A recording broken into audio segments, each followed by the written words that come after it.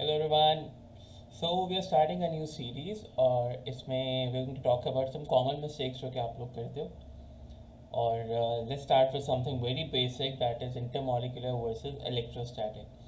ये अक्सर आप लोग कंफ्यूज करते हो कि इंटरमोलिकुलर हम कहाँ लिखेंगे और इलेक्ट्रोस्टैटिक फोर्सेस हम कहाँ लिखेंगे.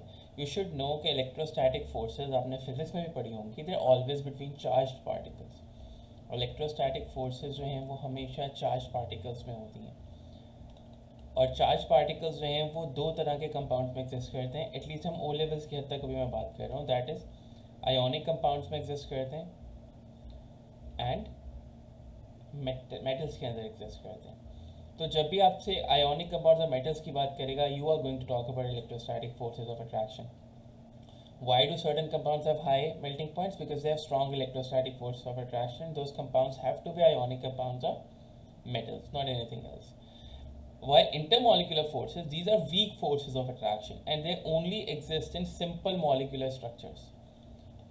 They only exist in simple molecular structures.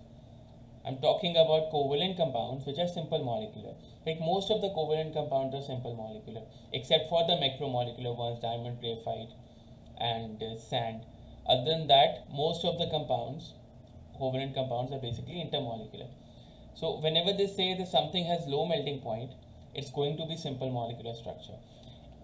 In chemistry, in O levels chemistry, whenever you see a question which says that something has a low melting point or something has a low boiling point, there's a 99% chance it's going to be covalent, it's going to be simple molecular, and you will say that it will have weak intermolecular forces.